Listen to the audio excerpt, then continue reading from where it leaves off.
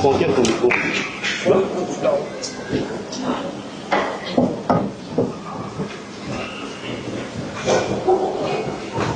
Voilà, bien le bonjour à tous. Que Dieu bénisse l'Église ce matin.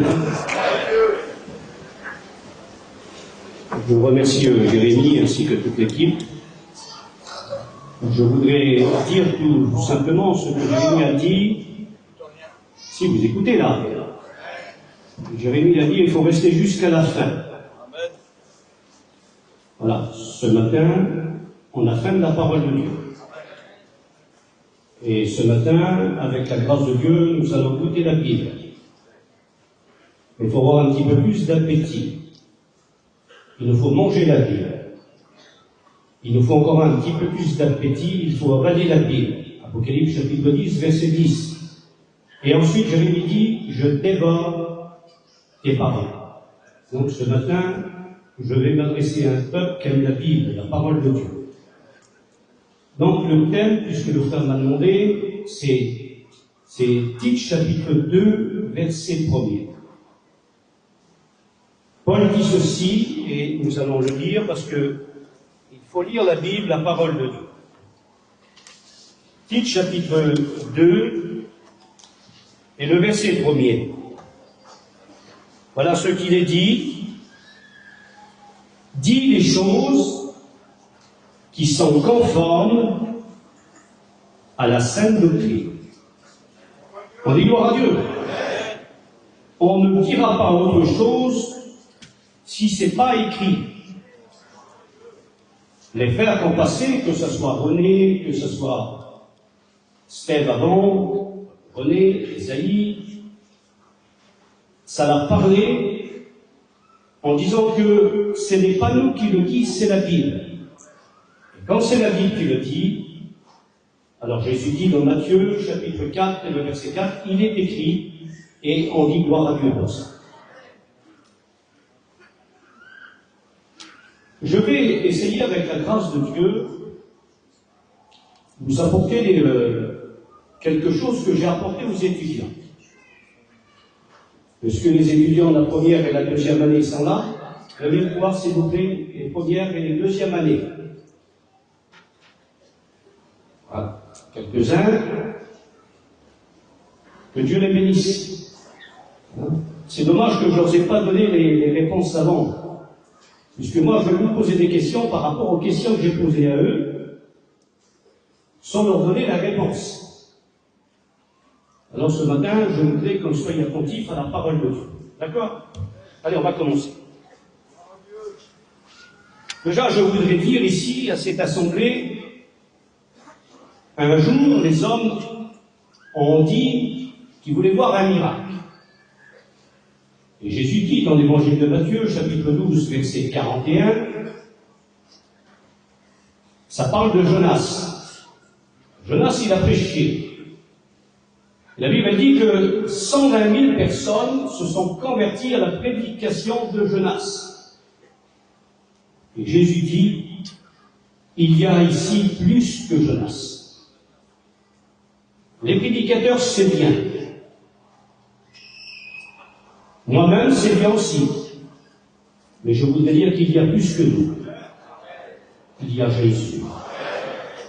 Pourquoi qu'il est plus que nous?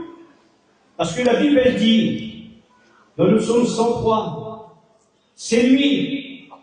Gloire à Dieu, pas un homme, mais c'est lui.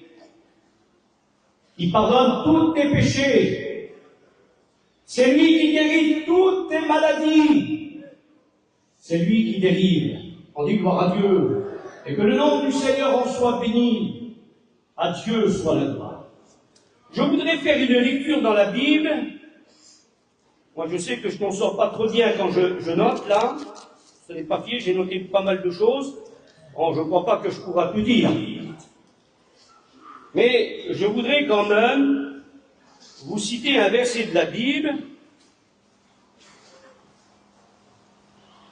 que vous connaissez pratiquement tous. C'est l'évangile de Jean, chapitre 5, qui m'en parle. Et le verset 39. Est-ce que ça pourrait se faire, ça? Jésus disait à ces hommes de l'époque, que ce soit les pharisiens, les sadducéens, les scribes, Jésus leur disait, vous sondez les Écritures. Sonder, c'est étudier, c'est approfondir l'Écriture. Pour savoir si vous avez la vie en elle. Et Jésus dit, verset 40, vous ne voulez pas venir à moi. Jésus dit, je ne tire pas ma gloire des hommes. Verset 42, Jésus est fort. Et puisque c'est lui qui le dit, alors on dit Amen. Malgré que ces hommes connaissaient les Écritures, malgré qu'ils étaient sondés dans les Écritures, ils sondaient les Écritures, Jésus dit ceci, verset 42 du chapitre 5. Mais je sais, Jésus dit, moi je sais pas, mais est-ce que ça pourrait se faire quelqu'un qui pourrait connaître les Écritures, sonder les Écritures, sans passer à côté de ce qui va être dit là? Jésus dit,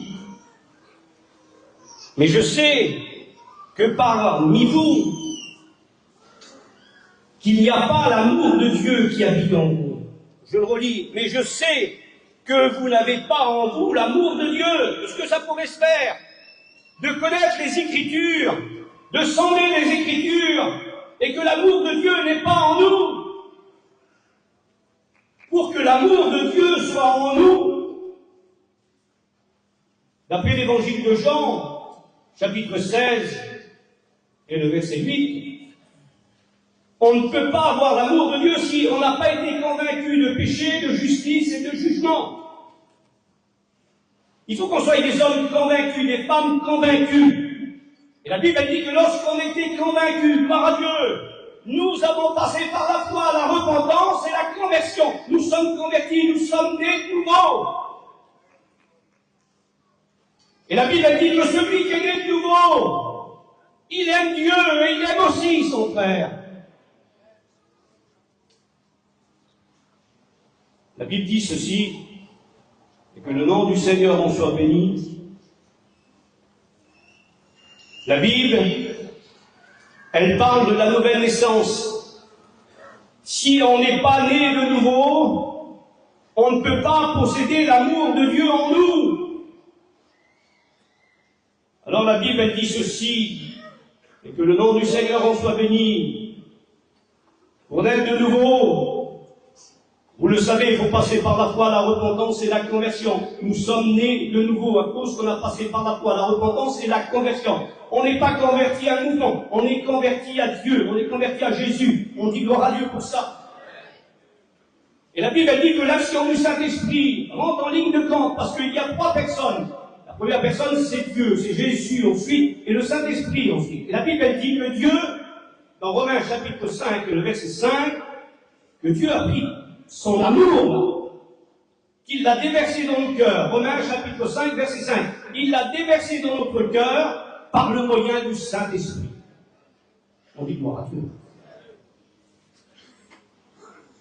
Avant, tu ne pouvais pas aimer tout le monde. Mais à cause que le Saint-Esprit, il a pris l'amour de Dieu et l'a déversé dans nos cœurs, maintenant, on aime Dieu. Mais comment qu'on l'aime? Si vous lisez dans l'évangile de Marc, chapitre 16, et le verset 29, on aime Dieu de tout notre cœur. On aime Dieu de toute notre âme, de toutes nos pensées, de toute notre force. On dit gloire à Dieu. C'est ça lorsqu'il y a l'amour de Dieu dans nos cœurs. Mais lorsqu'on aime Dieu, lorsqu'il y a l'amour de Dieu dans nos cœurs, on est obligé d'aimer aussi nos frères. La Bible dit dans 1 Jean chapitre 2, et le verset 10, celui qui aime son frère demeure dans la lumière. Mais qui est la lumière? Le texte il est derrière. La Bible dit que Dieu est lumière. On dit gloire à Dieu. 1 Jean chapitre 1 verset 8. Dieu est lumière. Qui est lumière? Jésus est lumière. Gloire à Dieu. Jésus a dit dans l'évangile de Jean chapitre 8 verset 12. Il a dit je suis la lumière du monde. Et celui qui me suit ne marchera pas dans les ténèbres, mais il aura la lumière de la vie. À notre tour, Jésus dit, dans l'Évangile de Jean, chapitre 12, verset 36, « Soyez des enfants de lumière. » On dit gloire à Dieu. La lumière, elle parle pas, mais elle attire, elle réchauffe. Amen, elle éclaire. La parole de Dieu, elle est aussi une lumière. Ce matin, nous voulons se laisser éclairer par la parole de Dieu. Nous sommes 119, verset 105. Ta parole est une lumière sur mon sentier. Une lampe, une lumière sur mon sentier. Une lampe à mes pieds, mais une lumière sur mon sentier. Elle éclaire le présent, mais elle nous éclaire l'avenir. On dit gloire à Dieu. Et que son saint nom soit fait. Alors je voudrais venir maintenant à ce qui va être dit, puisque je voulais dire ce petit mot-là par rapport à encourager mes frères serviteurs de Dieu. On en a parlé un petit peu avec les étudiants. Je sais que la réunion des 60 ans de l'école biblique, c'est vendredi normalement. Mais je voudrais en dire un petit mot. Pour ceux qui peut-être qui ne sont pas au courant, vous en saurez peut-être plus vendredi. Mais j'avais à cœur de dire ça.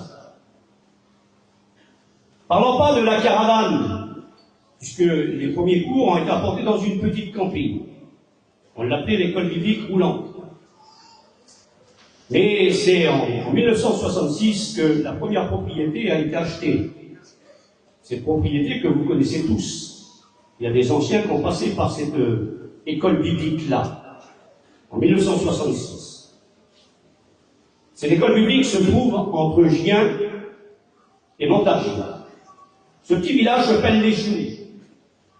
Et là, des hommes ont été formés par nos anciens. On dit gloire à Dieu. Moi, à cette époque-là, j'avais 1 an.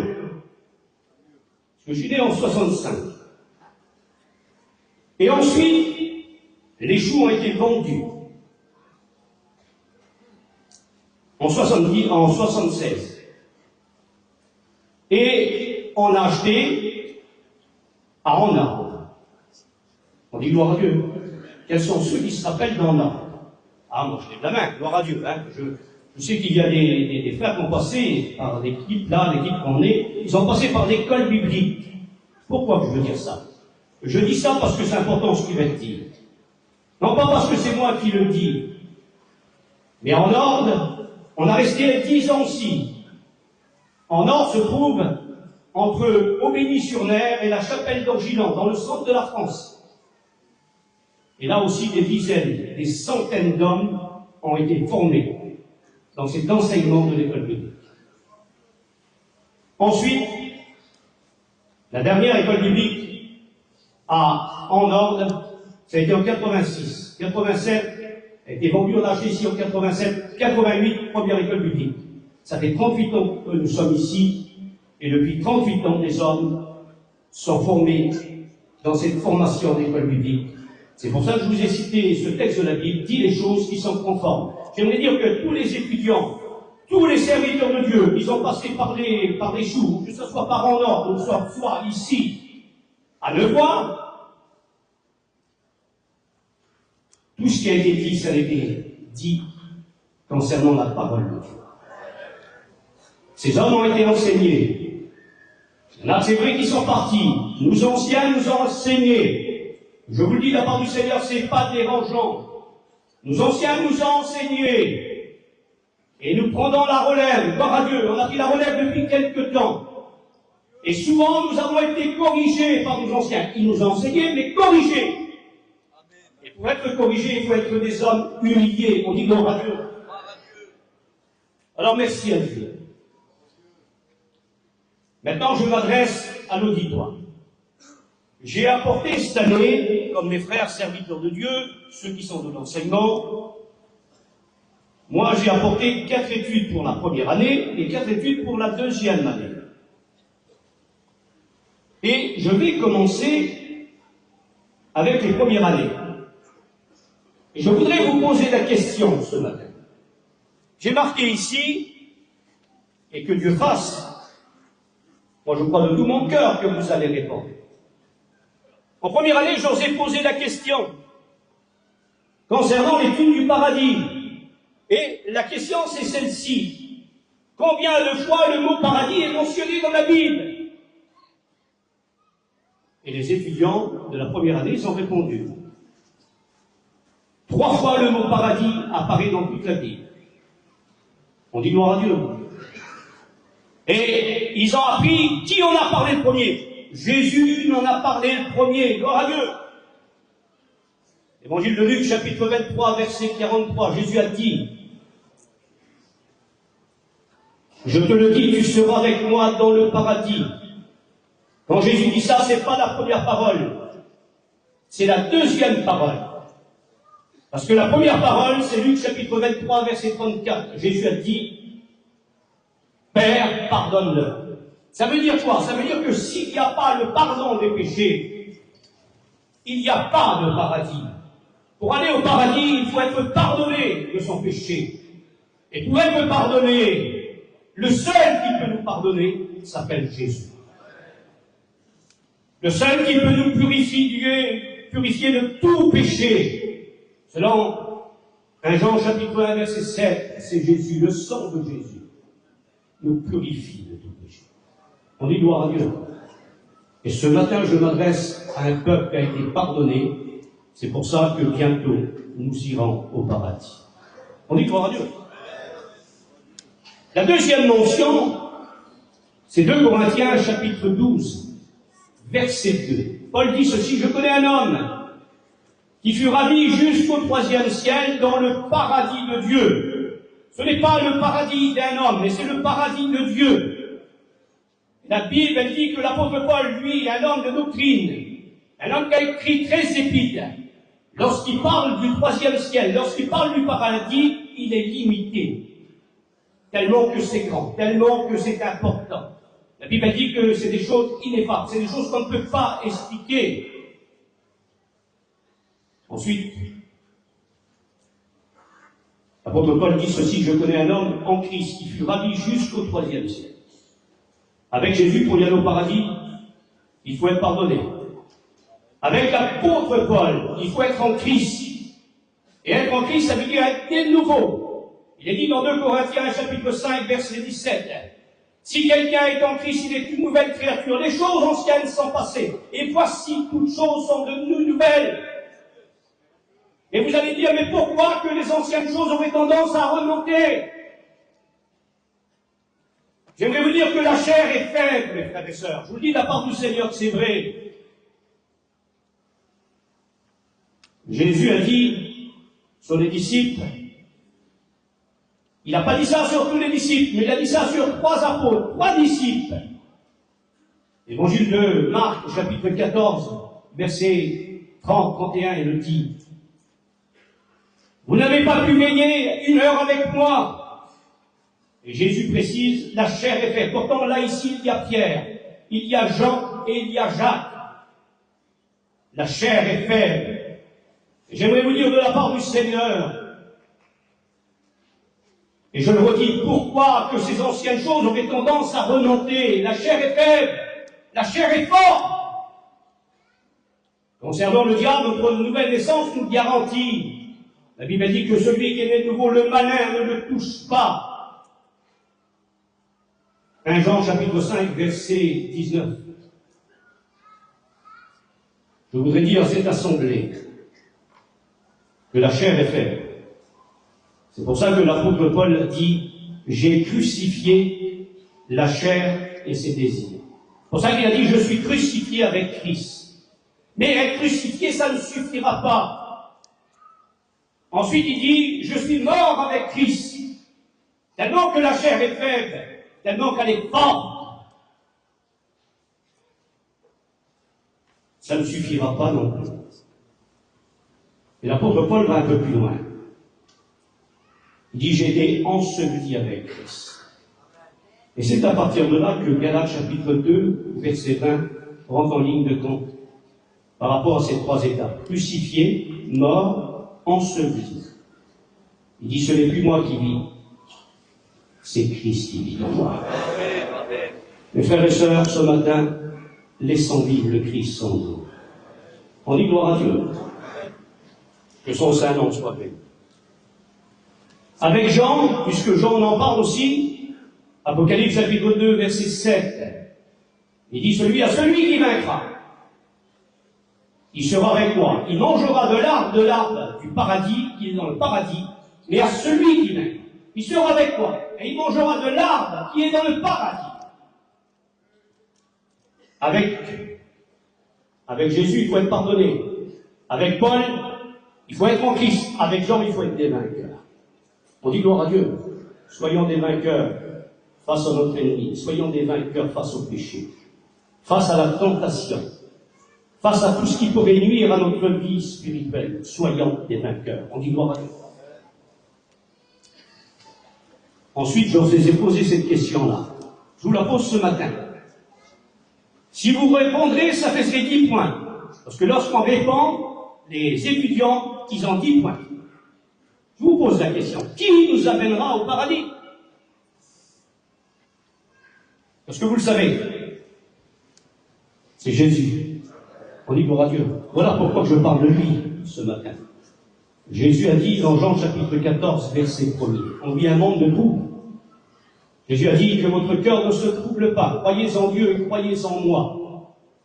Verset 2. Il y a plusieurs demeures dans la maison de mon Père, et si cela n'était pas, je vous l'aurais dit. Verset 3. Je m'en vais, et je reviendrai, et je vous prendrai avec moi, afin que là où je suis, je veux que vous y soyez.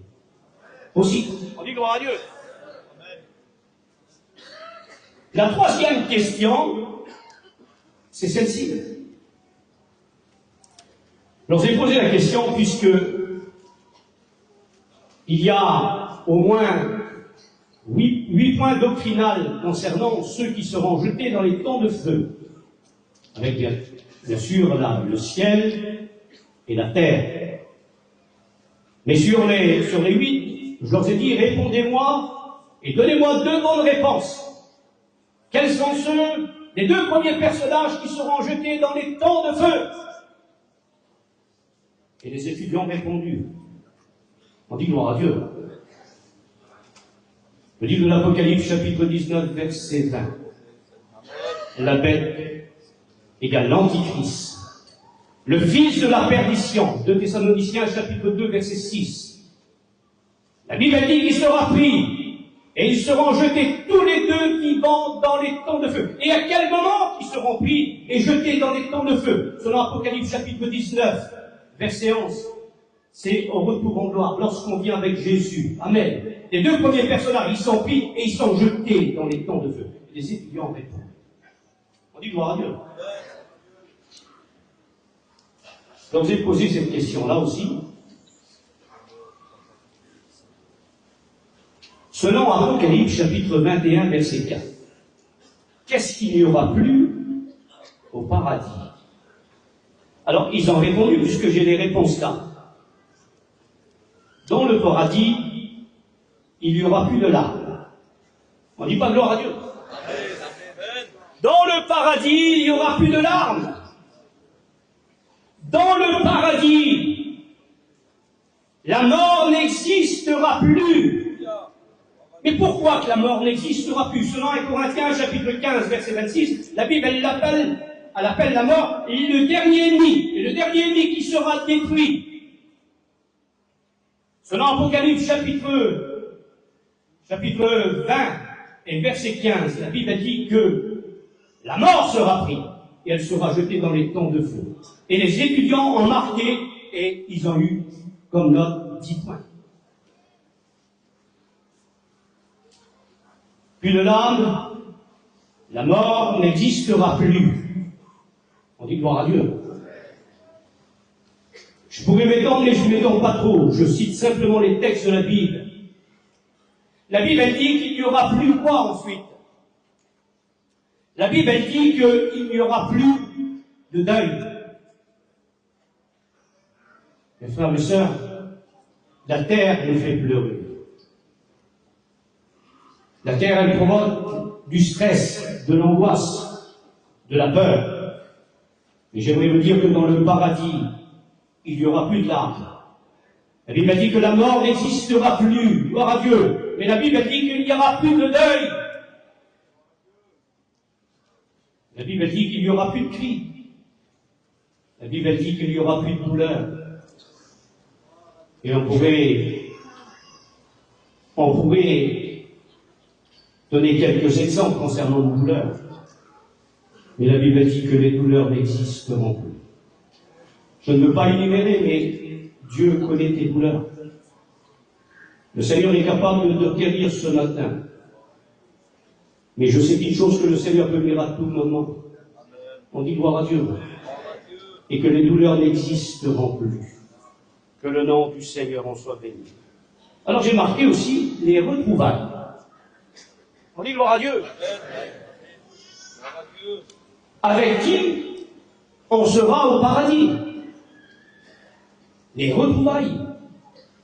Et les étudiants ont répondu aussi. Alors la Bible, elle dit, écoutez ça. Il y en a qui ils ont répondu comme ça.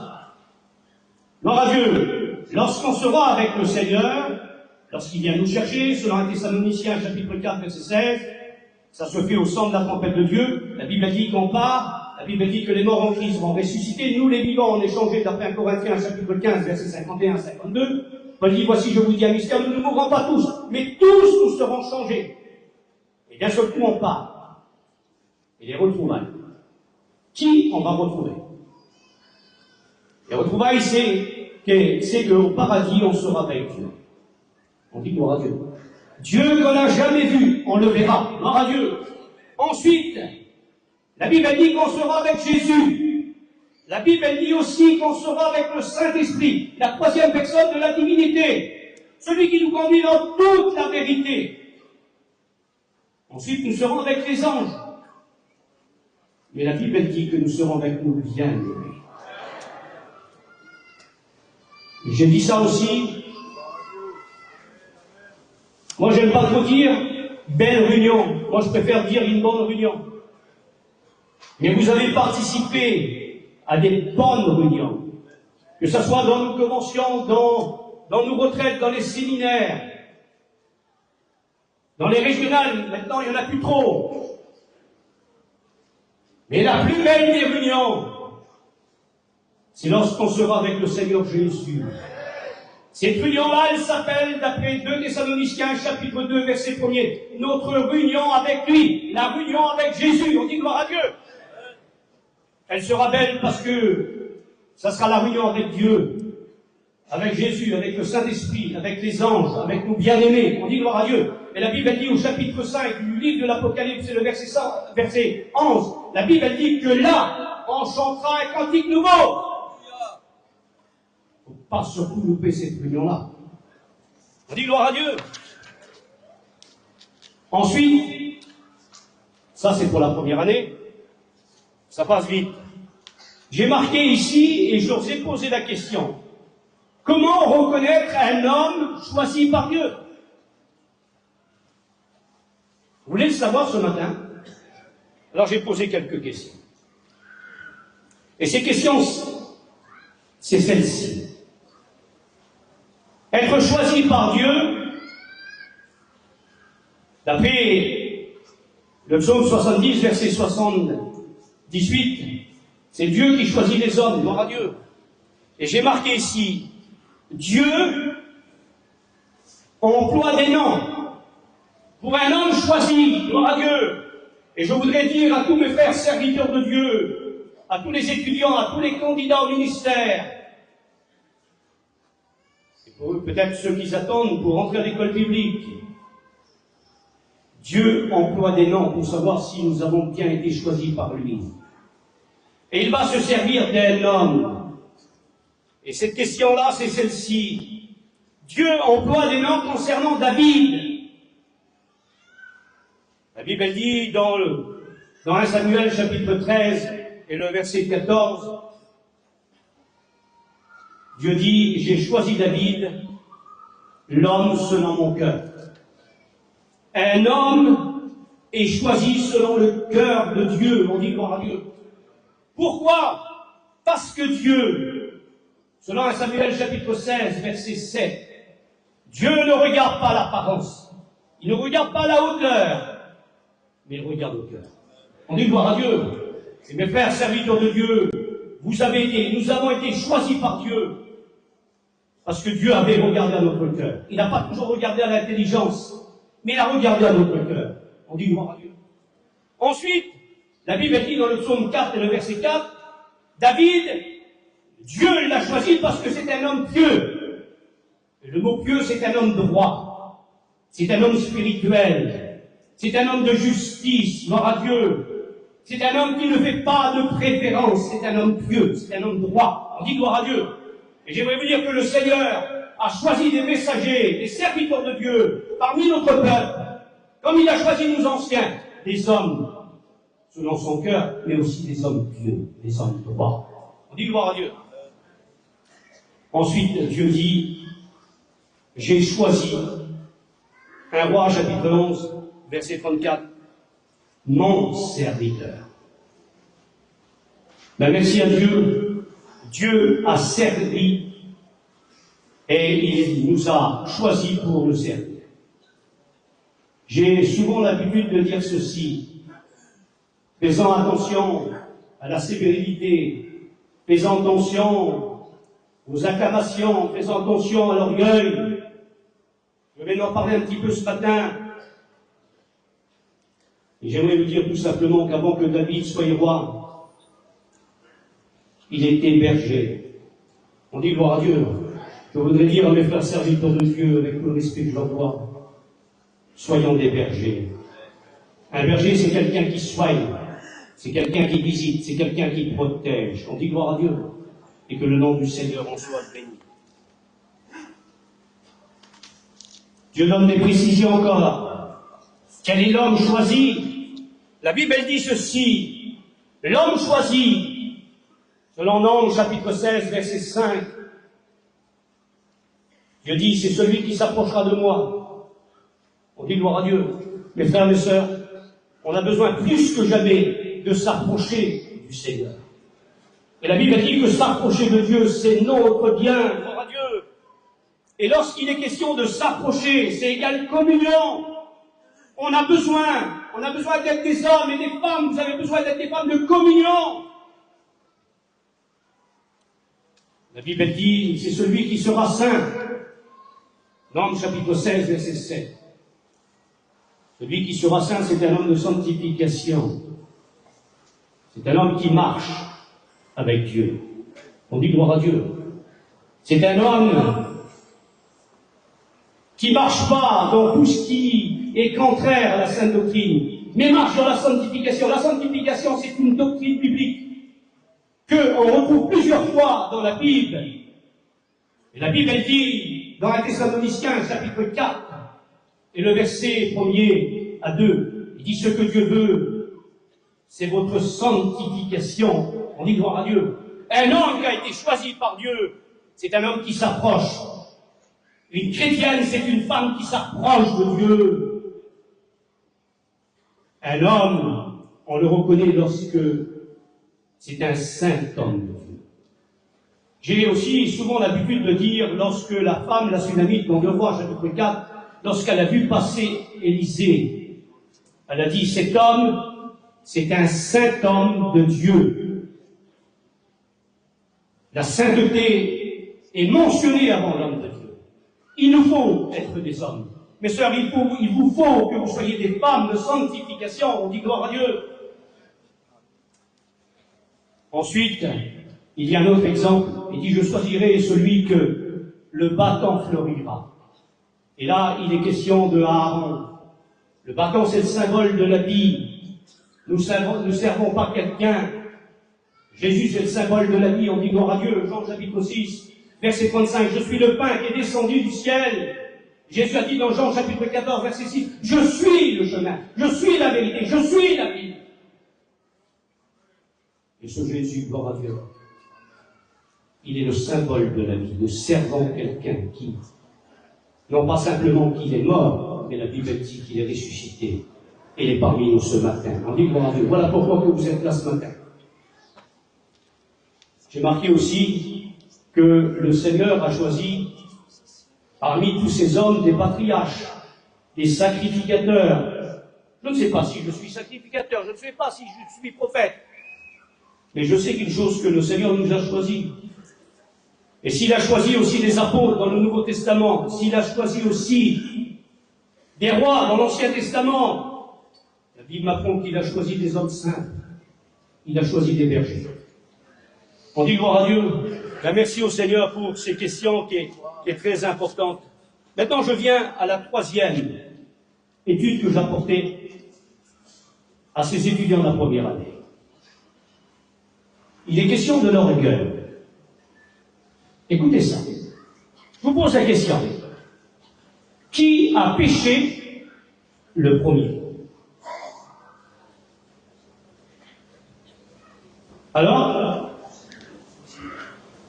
si vous lisez Ézéchiel chapitre 28, verset 12, et si vous lisez Ésaïe chapitre 14, verset 12 aussi, vous apprenez que le premier qui a péché, c'est le diable.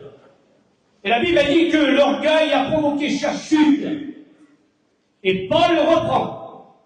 Dans 1 Timothée chapitre 3, verset 6, en parlant, il faut faire attention à l'orgueil. L'orgueil, c'est un péché qui offense Dieu. L'orgueil, c'est un péché qui nous éloigne de Dieu, qui nous éloigne de nos frères. Mais gloire à Dieu, il y a des hommes humiliés. On dit gloire à Dieu. Dieu demande quelque chose de nous. On est des mendiants, on demande beaucoup de choses. Et si vous lisez Michée chapitre 6, verset 8, Dieu demande quelque chose à son peuple ce matin, qui est le contraire de l'orgueil. Il dit: ce que je demande de toi, et que le nom du Seigneur en soit béni, c'est que tu aimes la justice. Amen. Que tu aimes la miséricorde. Et que tu marches humblement avec ton Dieu. Mes frères, comment nous devons marcher avant l'enlèvement d'église? Il faut marcher humblement avec Dieu. J'ai marqué ici, en parlant des serviteurs de Dieu qui sont un peu trop jeunes, il faut faire attention, j'avertis mes frères, ceux qui sont jeunes dans le ministère, la Bible elle dit, 1 Timothée chapitre 3, verset 6, il ne faut pas trop qu'ils soient trop jeunes. Pourquoi alors? Parce qu'il y en a qui allaient être pour les hommes. Et la Bible elle dit, il ne faut pas qu'ils soient trop jeunes, poussent, de peur qu'ils s'enorgueillissent et qu'ils tombent sur le jugement du diable. Ça veut dire quoi? Ça veut dire que le diable a été jugé à cause de l'orgueil. Il a tombé à cause de l'orgueil. Il a chuté à cause de l'orgueil. Et j'aimerais vous dire que, à cause de l'orgueil, on peut chuter. On peut prier. Et on peut être un orgueilleux. Et gloire à Dieu, on peut prier avec un cœur humilié. Si vous lisez Luc chapitre 18, verset 10, la Bible dit que 2 hommes montaient au temple pour prier. Je vous pose la question, quelle est la différence entre Luc chapitre 18 et le verset 10 et Jean et les Actes des Apôtres chapitre 3? Dans Luc chapitre 18, verset 10, il y a 2 hommes. La Bible dit qu'ils montent au temple à l'heure de la prière. Dans les Actes des Apôtres, il est dit, au chapitre 3, 2 hommes montent au temple ensemble à l'heure de la prière. Et pourquoi que les 2 hommes de Luc chapitre 18 et le verset 11 ne sont pas tous les 2 bénis? Il n'y en a qu'un qui est béni. Et pourquoi les Actes des Apôtres chapitre 3, les 2 sont bénis, sont récompensés? La Bible dit qu'ils prient pour un boiteux, et le boiteux est guéri. Qu'est-ce qui se passe? Ils ont prié tous les 2. Les Actes des Apôtres, ils prient. Luc chapitre 18, verset 10, ils prient aussi. Mais regardez la façon de prier. Le pharisien, il prie en lui-même, il ne prie pas à haute voix, comme si que Dieu ne l'avait pas écouté. Mais Dieu écoute tout, mes frères et sœurs. On dit gloire à Dieu. C'est pour ça, souvent il est dit dans Matthieu, on cite souvent ce texte-là, chapitre 6, verset 8. Entre dans ta chambre, et Dieu voit et il t'exauce dans le secret. On dit gloire à Dieu. Pas besoin d'étaler ce qu'on fait.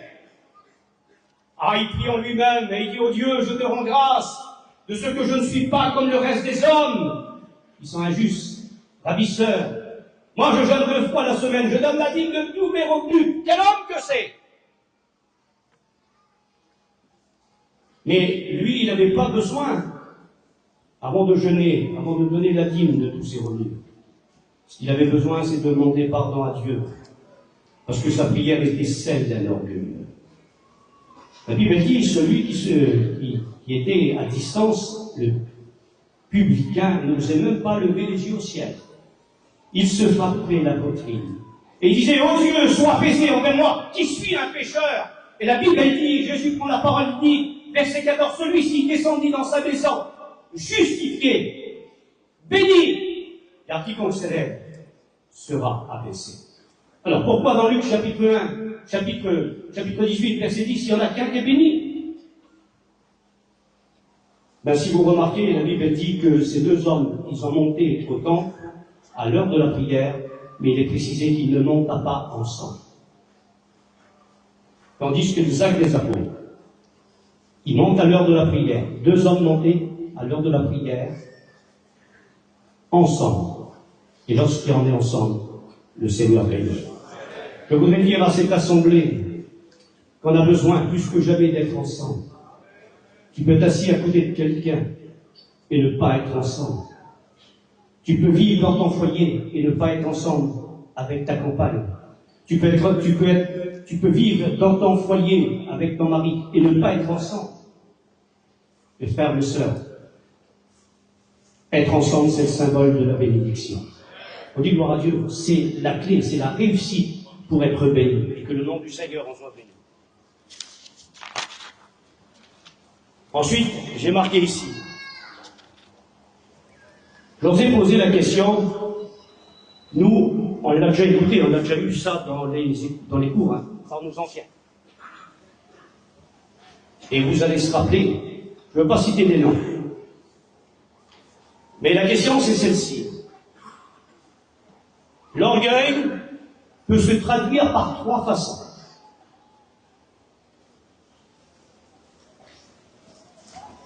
Alors, les étudiants, ils ont bien répondu. L'orgueil peut se traduire l'orgueil de la race. Rien, hein? Il y en a qui disent que c'est la plus belle des familles, c'est eux. C'est l'orgueil de la race. Ensuite, il y en a qui disent, parce que l'orgueil peut se traduire ainsi, l'orgueil maintenant de la face. Se croient les plus gentils, les plus beaux. Hein? La face, je suis le plus beau. Moi, je prie mieux que toi. Je fais plus de choses que toi. Je vais expliquer ça. Un jour, il y a une jeune fille, elle avait plein de copines. Et justement, elle avait cet orgueil-là, de la face. Elle se croyait plus belle que les autres, meilleure que les autres. Et elle a vu chez monsieur le pasteur, et elle a dit, monsieur le pasteur, je voudrais vous poser une question. Et le pasteur a dit, posez-moi la question. Elle a dit, est-ce que c'est un péché de se voir plus belle que les autres? L'orgueil de la race. Le pasteur l'a regardé. Il a dit, ma fille, ce n'est pas un péché, mais c'est une erreur. Ça ne devait pas être terrible. Et j'aimerais vous dire que vous savez, lorsqu'un orgueilleux est orgueilleux, il ne voit jamais ses défauts. Il va avoir toujours raison. Il va avoir toujours la première place. Et gloire à Dieu, nous les chrétiens, l'Église de Jésus-Christ, elle n'est pas orgueilleuse, mais elle est humiliée. Ensuite, il y a l'orgueil de la place. Faisons attention à la place. Ça peut nous éloigner du Seigneur. Je ne rentre pas dans plus d'informations, puisque vous avez compris, tout simplement, faire attention. On ne veut pas avoir l'orgueil de la race, l'orgueil de la face, ni l'orgueil de la place. Jésus disait, fais attention, lorsque tu veux prendre la première place, fais attention parce que quelqu'un de plus grand supérieur à toi peut venir. Et on peut te dire à tout moment, lève-toi, laisse la place au plus grand, et mets-toi à l'arrière. N'ayons pas une attitude d'orgueil, mais une attitude d'humilité. On dit gloire à Dieu. Que le nom du Seigneur en soit béni. Alors quelle belle attitude d'humilité. Jean chapitre 3, verset 30. Je vous ai posé cette question. Qui a dit ceci? Il faut qu'il croisse et que moi je diminue. Ils ont tous répondu Jean le Baptiste. Il y en a qui ont répondu l'apôtre Paul, mais dans le texte c'est Jean le Baptiste. Et des fois on l'interprète le texte à l'envers. Il faut que je diminue pour lui qui grandisse. Il ne pourra pas grandir comme ça. Vous voulez grandir? Voulons-nous grandir? Laissons Jésus grandir en nous. On dit gloire à Dieu. Il faut que Jésus grandisse pour que nous, on devienne de plus en plus petits. Gloire à Dieu. Je continue un petit peu. Oui, je continue un petit peu. Donc ça ne bouge pas, gloire à Dieu. Allez, on va approcher la fin. J'ai marqué ici, dans la Bible, et par rapport à ces questions, toujours à la première année, j'ai dit, quels sont les personnages qui ont été enlevés? Et il y en a qui ont répondu. Entre les trois personnes de la divinité, Dieu a enlevé qui? Dieu a enlevé Élie. 2 Rois chapitre 2. Il a enlevé qui? Genèse chapitre 5, verset 24. Il a enlevé qui? Il a enlevé Enoch. La Bible dit que Enoch marche avec Dieu. 300 ans. Et il rajoute encore un petit mot. L'auteur aux Hébreux, chapitre 11, verset 5. Enoch marche avec Dieu. Et avant son enlèvement, il avait reçu le témoignage qu'il était agréable à Dieu. Je voudrais le dire pour moi. Ce qui fait ma force, ce qui fait votre force, c'est pas ta prédication.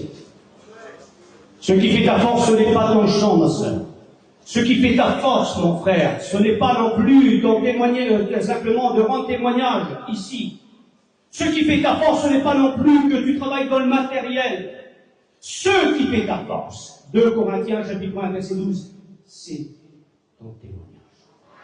On dit gloire à Dieu. J'ai marqué ici, et je voudrais passer maintenant pour la deuxième année, puisque j'ai marqué, je leur ai parlé un petit peu d'amour. La Bible, elle dit, Ésaïe a fait allusion à ce texte-là. Ésaïe a parlé de la foi. Hein? Vous vous rappelez ce que René a parlé? Cette influence ne vient pas de Dieu. Et le texte qui a été cité, c'est Galates chapitre 5, verset 7. Vous courriez bien, qui vous arrêtez? Ensuite, Michel, il a prêché aussi, gloire à Dieu. Et il a fait comprendre qu'on doit plus s'attacher au Seigneur qu'à nos affaires. C'est à peu près ça. Et je voudrais vous dire ceci. Dans 1 Corinthiens, chapitre 13, et le verset 13. La Bible dit 3 choses demeurent. La foi, c'est important la foi, on l'a écouté. C'est la première part pour nous amener justement à la nouvelle naissance. C'est important. Ensuite, il y a l'espérance. On a l'espérance de revoir nos bien-aimés qui nous ont devancés. On dit gloire à Dieu. Mais la Bible, elle dit qu'il y a aussi l'amour. Et la Bible, elle dit que l'amour, c'est la plus grande. On dit gloire à Dieu. Mais je me suis posé la question, mais pourquoi que c'est la plus grande? Parce que si vous lisez 1 Jean chapitre 4, verset 8, il dit que Dieu est amour. Dieu n'a pas de l'amour, il est amour. C'est dans son caractère. Dieu est amour. Mais pourquoi c'est la plus grande? Parce que Jésus a donné sa vie par amour. On dit gloire à Dieu. Jean chapitre 3, verset 16, car Dieu a tant aimé le monde qu'il a donné son Fils unique, afin que quiconque croit en lui ne périsse point, mais qu'il ait la vie éternelle. Et cette vie éternelle, Jean chapitre 17. Or, la vie éternelle, verset 3, c'est qu'ils te connaissent, toi, le seul vrai Dieu. On dit gloire à Dieu. L'amour, elle est répandue dans mon cœur, nous l'avons écouté. Mais la Bible a dit, selon 2 Timothée chapitre 1, verset 7, que l'Esprit que le Seigneur nous a donné, avec le grand E, bien sûr, le Saint-Esprit, nous rend pas timides. On était un peuple timide, renfermé. Mais l'Esprit que Dieu nous a donné nous rend pas timides. Et nous remplit de force. Qui a besoin de force ce matin? Moi, je ne peux pas vous en donner, mais la Bible, elle peut. Le Saint-Esprit peut vous donner de la force, on dit gloire à Dieu. Dieu peut vous donner de la force. Jésus peut vous donner de la force. Jésus a dit dans Matthieu chapitre 11, verset 29, il a dit, venez à moi, vous tous qui êtes fatigués et chargés, je vous donnerai du repos. Fatigués, mais poursuivant toujours avec Dieu. Alléluia. Et la Bible a dit que l'Esprit que Dieu nous a donné nous rend pas timides, mais nous remplit de force. Amen. Nous remplit de sagesse. Nous remplit d'amour. On dit gloire à Dieu. Pourquoi c'est l'amour?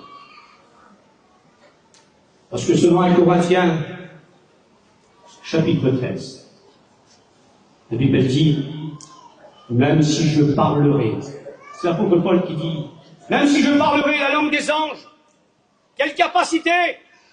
La langue des anges et des hommes. Si je n'ai pas l'amour, je ne suis rien.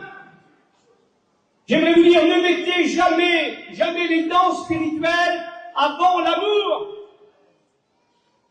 Parce que ça pourrait se faire de vouloir manifester les dents spirituelles sans l'amour. Alors lisez 1 Corinthiens chapitre 14.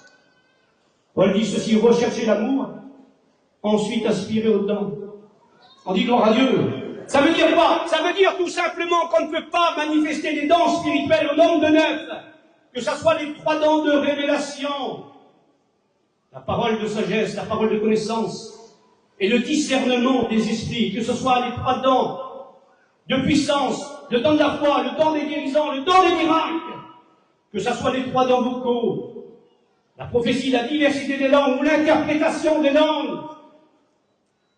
Ma sœur, je voudrais te dire que Dieu vous bénisse si vous avez reçu ces 3 dents vocaux. Il y en a qui disent, une sœur a pu recevoir 4 dents, 5 dents. Ben, j'aimerais vous dire que c'est pas conforme à la sainte doctrine. Un frère, une sœur, en dehors du ministère, c'est déjà pas mal que vous recevez 3 dents. Mais comment il faut les exercer, ces dents? Ces 3 dents vocaux. Il faut les exercer avec amour. Comment il faut les exercer? Avec ordre. 1 Corinthiens chapitre 14, verset 33. Dieu n'est pas un Dieu de désordre, mais un Dieu de paix, un Dieu d'ordre. On dit gloire à Dieu. La Bible dit, et que le nom du Seigneur en soit béni. Alors il y en a qui vont mettre la connaissance avant l'amour. Les dons spirituels ne peuvent pas être avant l'amour. L'amour est avant les dons spirituels. On dit gloire à Dieu. La connaissance, elle ne passe pas avant l'amour. Parce que l'amour, elle est éternelle. On dit gloire à Dieu. Et la Bible dit ceci, dans 1 Corinthiens chapitre 8, verset 1er à 2. Il dit que la connaissance, sans l'amour, elle enfle. Et lorsqu'elle est accompagnée d'humilité, lorsqu'elle est accompagnée d'amour, qu'est-ce qu'elle fait? Elle édifie. On dit gloire à Dieu. On ne dit pas quelle connaissance que j'ai, comment que je prêche, comment que je prie, comment que je témoigne. Non, lorsqu'elle est accompagnée d'amour, elle ne s'enorgueillit pas. On dit gloire à Dieu. Alors pourquoi c'est la plus grande? Parce que l'amour, écoutez bien ça, mes frères et sœurs. 1 Corinthiens chapitre 13.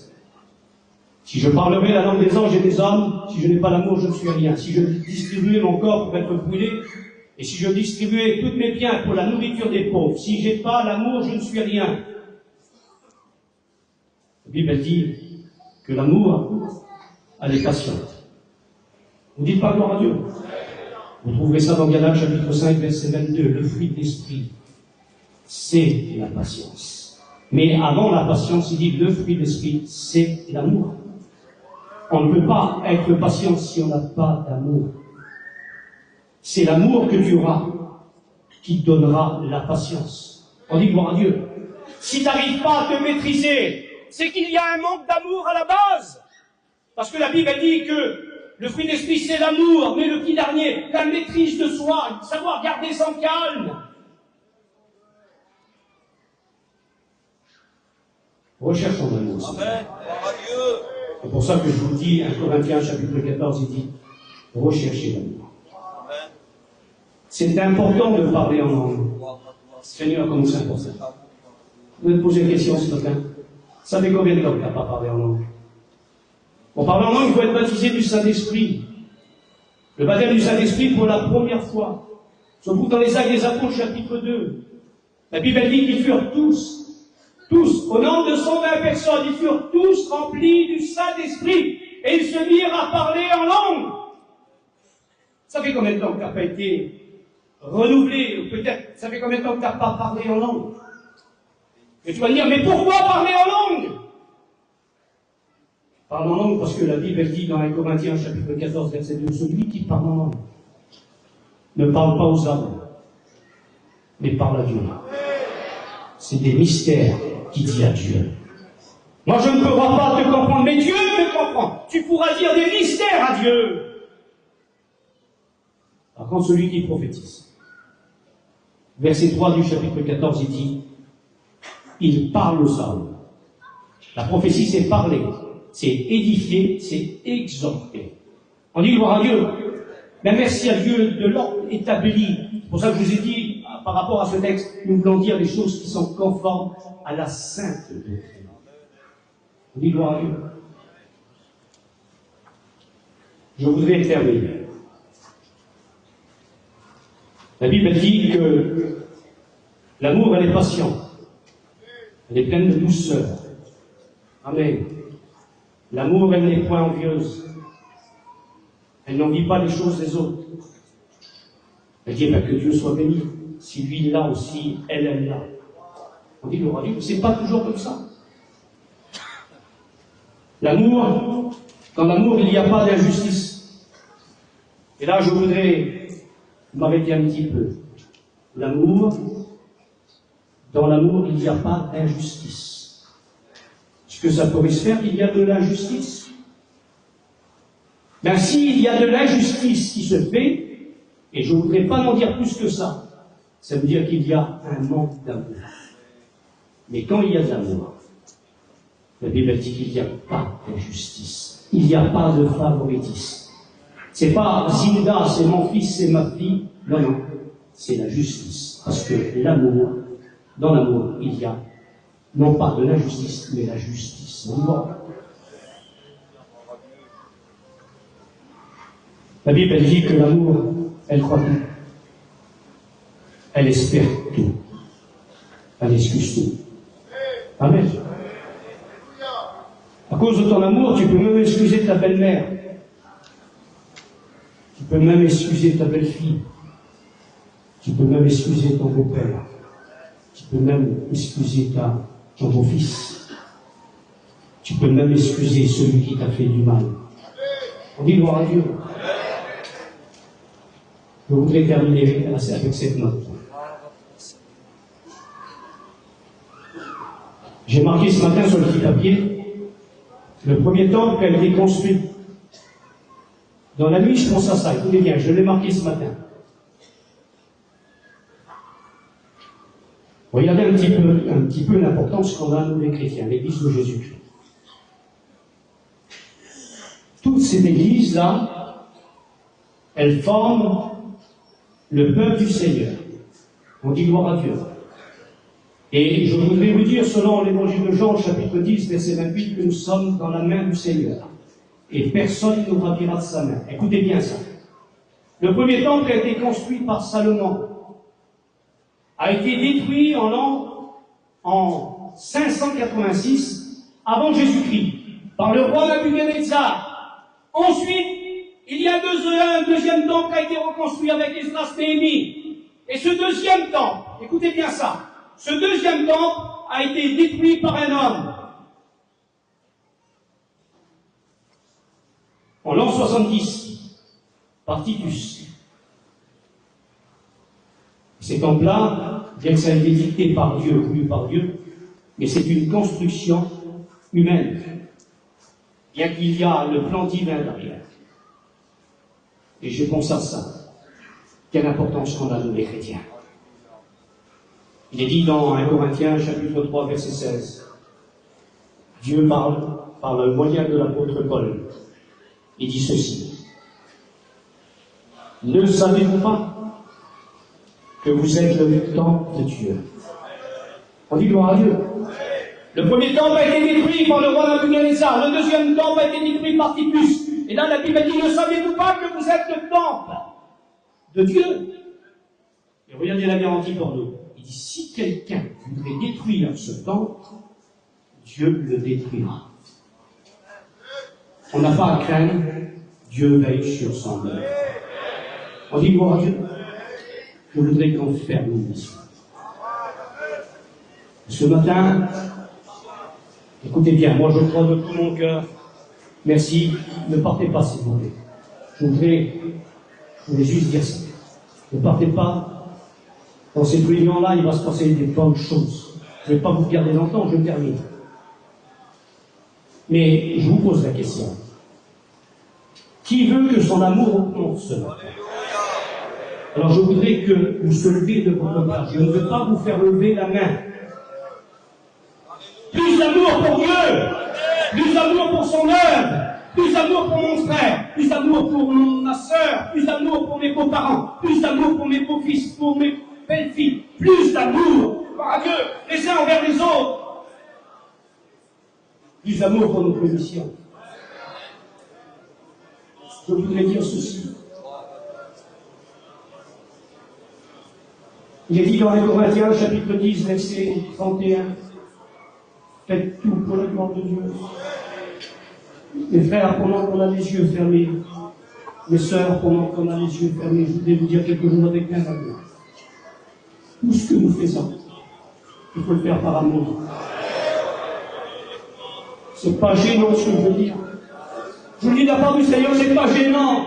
C'est pas prélimité non plus, mais si on met l'amour, si on met l'amour avant. Alors je voudrais dire de l'amour pour les réunions de prière le matin. De l'amour dans l'enseignement. De l'amour dans nos rencontres. Dans l'amour de jeudi là. Jeudi de l'amour par rapport à nos votes. Il faut l'amour, on dit gloire à Dieu. Il faut qu'on soit ensemble. C'est le Seigneur qui décide de tout. Il faut que nos votes soient spirituels, on dit gloire à Dieu. Il faut que nos réunions soient spirituelles. On a besoin plus que jamais. Et l'attitude d'un homme spirituel, Galates chapitre 6, verset 1er, ça peut arriver. Oui, ça peut arriver. Et d'ici, si ton frère fait une faute, ça peut arriver de faire une faute, oui. Non, il dit toi qui es spirituel. Va et redresse-le avec l'esprit de Dieu. C'est l'amour, mes frères. Mes sœurs, c'est l'amour. Est-ce que vous voulez que le Saint-Esprit nous remplisse un petit peu plus d'amour? Vous voulez? Alors on va prier le Seigneur. Je vais demander à un frère de prier le Seigneur.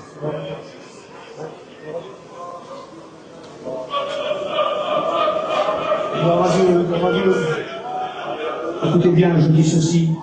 J'ai mon vieux cousin, ça faisait 35 ans qu'il ne parlait pas à quelqu'un. Et lorsque j'ai parlé avec lui, il m'a dit, je vais me mettre en règle avec Dieu. Et ça c'était tout seul. On a pris le téléphone, on a téléphoné, ils se sont parlé. L'amour, elle excuse tout. On dit gloire à Dieu. Alors si tu as besoin ce matin plus d'amour, demande au Seigneur ce matin. On dit gloire à Dieu. Je vais demander à notre président de venir jusqu'ici et de prier le Seigneur. Que Dieu nous bénisse, ne partez pas s'il vous plaît. Laissons-nous bénir par le Seigneur. Ou bien ça fait peut-être un petit bout de temps que tu n'as pas parlé en langue. Laisse-moi remplir par lui. Laisse-moi remplir par lui, gloire à Dieu. Que c'est beau d'être rempli par le Saint-Esprit. Et je demande à mes frères serviteurs de Dieu, il faut que nos messages soient accompagnés de connaissances, oui, mais accompagnés aussi du Saint-Esprit. On dit gloire à Dieu. On a besoin plus que jamais que nous chrétiens soyons bénis. Que nous chrétiens soyons fortifiés par rapport à la parole de Dieu. Et sans pas parler tout notre cerveau. Parlons avec notre cœur. Que Dieu vous bénisse, son Fils Seigneur. Amen. Merci pour ta parole, Seigneur. Merci pour cet enseignement dit par amour, Seigneur. Et aimer, pardonner, soit ton caractère à toi, Seigneur. Aimer, c'est ressembler à Dieu. Et je veux ressembler à Dieu. Que les sentiments qu'animait Jésus animent l'Église qui nous sommes ce matin. L'esprit d'amour, de compassion, de bonté et de miséricorde. Seigneur, s'il te plaît, enlève tout ce qui est parade de notre mission. Et revenir à la source, Seigneur. C'est ta parole qui nous amène à la source. Ta parole qui encourage l'Église que nous sommes. Nous t'aimons, Seigneur, malgré nos problèmes, malgré nos défauts, nous t'aimons, Seigneur. Et nous voulons te dire aujourd'hui ensemble, nous t'aimons. Seigneur, merci, je veux te ressembler dans l'amour, s'il te plaît. Merci pour cet amour diapon que m'a donné mon sauveur aimé, mon sauveur. Que la gloire te revient. Renouvelle notre Église, assemblée que nous sommes devant toi. Merci, ta parole m'encourage à faire mieux, Seigneur. Elle me pousse à te ressembler, mon Père. Bénis mon frère et sœur, mon Père. Renouvelle ton Église, nous sommes devant toi, nos besoins. Nous sommes pauvres, Père, et tu es riche, tu es fort. Que la gloire te revient, anime notre Église du Saint-Esprit, de la parole de Dieu, que rien ne détache la parole de Dieu. C'est le chemin à suivre, que la gloire te revient. J'aime ta parole. La parole m'enseigne mon amour, à te ressembler, mon Père, merci. Merci, non pas à prêcher, mais à vivre ta parole. Merci, nous ne sommes pas les religieux, nous sommes des enfants, Seigneur. Merci, j'ai aimé ta parole, Seigneur, ce matin. Elle m'a encouragé, merci vos mots, mon Seigneur. Bénis chaque chrétien, chaque chrétienne. Et nous sommes devant toi, en particulier chacun, nos cœurs différents, Seigneur, et ta parole est riche. Ta parole nous donne du pain frais ce matin, de la gloire qui revient. Nous sommes devant toi dans le silence, Seigneur. Déverse de nos cœurs, tu en as besoin. Nous sommes devant toi, nous sommes des vases vides ce matin. Remplis nos cœurs au nom de Dieu par le Saint-Esprit et par l'amour que tu débordes de nos cœurs au nom du Seigneur. Merci pour ta parole. Merci pour notre entente spirituelle ce matin, où l'assemblée que nous sommes, Seigneur. À la retraite spirituelle, nous sommes des besoins particuliers, mais ta parole est riche pour nous. Un trésor, ta parole. Au nom de Dieu, merci. Amen. Gloire à Dieu. Gloire au Seigneur.